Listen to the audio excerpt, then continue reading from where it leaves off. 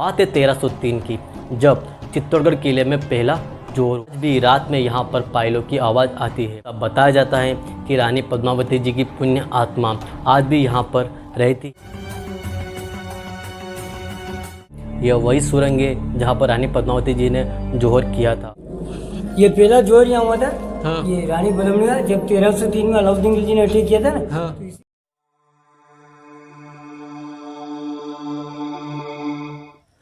तो दोस्तों एक बार पुनः आप सभी का स्वागत है। आप देख रहे हो चित्तौड़गढ़ संपूर्ण यात्रा का ये एपिसोड और अभी हम मौजूद है कुंभा पैलेस में। तो चलिए शुरू करते हैं आज का वीडियो बिना किसी देरी के। दोस्तों अभी जो आप पीछे देख पा रहे हैं यह है पन्ना धाई का महल और मीराबाई का महल। तो आप चलने वाले उस महल में और जानते हैं उस महल का इतिहास और जानते हैं पन्ना धाई की वो देशभक्ति की कहानी जो हम सबको प्रेरित करती है। चलिए चलते हैं आगे। ये पीछे पूरा देख रहे हैं ना, यहाँ पर सभी सैनिक रहा करते थे, दासिया दास वगैरह रहा करते थे।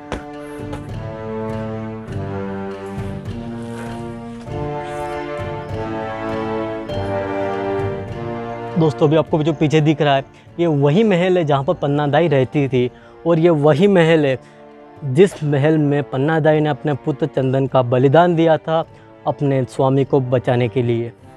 और जब महाराणा विक्रमादित्य की हत्या दासीपुत्र बनवीर ने कर दी थी और वो पूरे मेवाड़ पर अपना अधिकार जमाना चाहता था, मेवाड़ की बागडोर संभालना चाहता था, तब उसने महाराणा विक्रमादित्य की हत्या कर दी। और इसकी सूचना जब पन्ना धाई को मिली कि महाराणा विक्रमादित्य की हत्या हो चुकी है, अब बनवीर खून से रंगी तलवार लेकर उदय सिंह की हत्या करने के लिए इस महल की तरफ आ रहा है। और जो महल जहाँ महाराणा विक्रमादित्य की हत्या हुई थी वो महल यहाँ से मात्र 5 मिनट की वॉकिंग डिस्टेंस पर है। तो इतने कम समय में पन्ना दाई ने इतना बड़ा डिसीजन ले लिया कि अपने पुत्र को महाराणा उदय सिंह जो मेवाड़ के भावी महाराणा थे उनकी जगह अपने पुत्र चंदन को सुलाया, उदय सिंह के कपड़े चंदन को पहनाए और उनके बिस्तर पर चंदन को सुला दिया। जब बनवीर खून से रंगी तलवार लेकर महल में आया और उसने पन्ना दाई से पूछा कि उदय सिंह कहाँ है, तब पन्ना दाई ने अपने दिल पर पत्थर रखते हुए अपने पुत्र चंदन की तरफ उंगली करते हुए बताया कि उदय सिंह वो सो रहे। तब बनवीर ने उदय सिंह समझकर पन्ना दाई के पुत्र चंदन की यहाँ पर हत्या कर दी और चंदन मृत्यु को प्राप्त हो गए। इस प्रकार माँ ने अपने दिल पर पत्थर रखते हुए अपनी स्वामी भक्ति की मिसाल देते हुए अपने महाराणा भावी महाराणा उदय सिंह की रक्षा की और उदय सिंह को अपनी दासी के साथ इस किले से बाहर भिजवा दिया। और उसके बाद अपने पुत्र चंदन का अपनी आंखों के सामने अंतिम संस्कार किया और अपनी आंखों में एक भी आंसू नहीं आने दिया, क्योंकि अगर पन्ना धाई की आंखों में आंसू आते तो एक दफ़ा बनवीर को यह लग सकता था कि यह कोई और है, यहाँ उदय सिंह नहीं है। तो इस कारण एक माँ ने अपने दिल पर पत्थर रखा और मेवाड़ के भावी शासक की रक्षा की। अगर पन्ना दाई उस जगह अपने पुत्र को नहीं सुलाती, अगर उस जगह उदय सिंह जी की हत्या हो जाती तो आने वाले समय में महाराणा प्रताप का जन्म नहीं होता और हो सकता है कि मुग़ल सल्तनत का बहुत बड़ा प्रभाव मेवाड़ पर पड़ता। तो यह वही महल है जहाँ पर पन्ना दाई ने अपने पुत्र का बलिदान दिया था। चलिए चलते हैं महल के अंदर।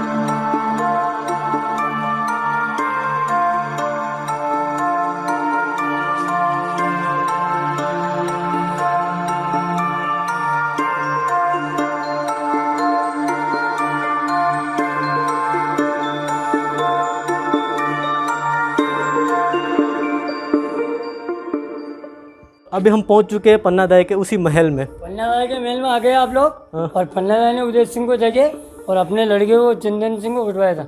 महाराणा उदय सिंह जी उदयपुर शिफ्ट हो गए थे। हाँ। फिर उदय सिंह जी ने उदयपुर घुसाया, इसलिए मेवाड़ में मेवाड़ के अंदर उदयपुर का नाम आया। दोस्तों ये वही महल है जहाँ पर पन्ना दाई ने अपने पुत्र का बलिदान दिया था।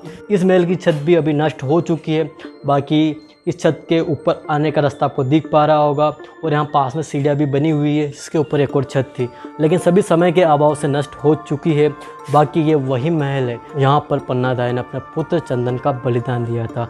जिस प्रकार से चंदन को काटने पर खुशबू आती है उसी प्रकार पन्ना दाई का पुत्र चंदन मेवाड़ वंश को खुशबू दे गया। अगर उस जगह उदय सिंह जी की हत्या हो जाती तो हो सकता मेवाड़ वंश बहुत जल्दी नष्ट हो जाता और पूरे भारत पर मुगलों का कब्जा हो जाता, क्योंकि मेवाड़ साम्राज्य ही एक ऐसा अकेला साम्राज्य था जो मुगलों से कड़ी टक्कर ले रहा था और मुगलों का पूरा ध्यान मेवाड़ की तरफ था, क्योंकि वो मेवाड़ की स्वाधीनता नष्ट करना चाहते थे और उसकी स्वतंत्रता भंग करना चाहते। लेकिन वो जीवन पर्यंत इसमें कायम ना हो सके और वो सभी देन है पन्नादाई के उस बलिदान का, क्योंकि पन्नादाई के बलिदान के बाद, पन्नादाई के पुत्र के बलिदान के बाद उदयसिंह मेवाड़ के महाराणा बने और उदयसिंह का पुत्र महाराणा प्रताप, जिनको पूरा विश्व जानता है, और उनकी ख्याति इस प्रकार थी मुगलों के अंदर कि मुगल उनका नाम सुन के ही डर जाते थे। तो हो सकता है कि अगर उस समय उदय सिंह जी की हत्या हो जाती तो महाराणा प्रताप का जन्म नहीं होता, उदय सिंह महाराणा नहीं बनते और आने वाले काफ़ी महत्वपूर्ण शासक मेवाड़ की लिस्ट से हट जाते और मेवाड़ को एक अलग दौर देखना पड़ता। हो सकता मेवाड़ पराधीन हो जाता और मेवाड़ पर काफ़ी जुल्म होते और मेवाड़ की सत्ता पर, मेवाड़ की प्रजा पर काफ़ी दुख का कहर टूटता। तो आप देख पा रहे हैं ये वही महल है और अभी भी गौरव बखान करता है कि यहाँ पर कैसे एक पुत्र का बलिदान हुआ था। और उसके बाद जब पन्नादाई ने अपने पुत्र का बलिदान दिया था, पुत्र की हत्या हुई थी, तो उसके बाद पन्नादाई ने उदय सिंह को इस प्रकार से किले के बाहर भेजा था जिससे कि बनवीर को उस चीज़ का पूरा मालूम ना चले और अपने पुत्र का जो दाह संस्कार किया, पूरे राजकुमार के दाह संस्कार करते उस प्रकार से किया था, क्योंकि छोटी सी भी चूक बहुत बड़ी रिस्क हो सकती थी। इसलिए पन्नादाई ने बिल्कुल आंसू नहीं बहाए और अपने दिल पर पत्थर रखते हुए अपने पुत्र का अपने आंखों के सामने अंतिम संस्कार किया और एक बूंद भी आंसू की आंखों से ना आने दी। तो कैसा वो पल होगा जब अपनी माँ ने अपने सामने अपने पुत्र को जलता देखा होगा। धन्य है वो माँ, धन्य है पन्नादाई और धन्य है वो चंदन जो अभी तक मेवाड़ के शासन को खुशबू दे रहा है। तो आज के वीडियो में इतना ही। उम्मीद है आपको वीडियो पसंद आएगा। अगर वीडियो पसंद आए तो भाई वीडियो को लाइक कीजिएगा, चैनल को सब्सक्राइब कीजिएगा। मिलते हैं चित्तौड़गढ़ किले की संपूर्ण यात्रा के अगले एपिसोड में। इस एपिसोड में अपन इतना ही रखते हैं। आपका कीमती समय देने के लिए धन्यवाद।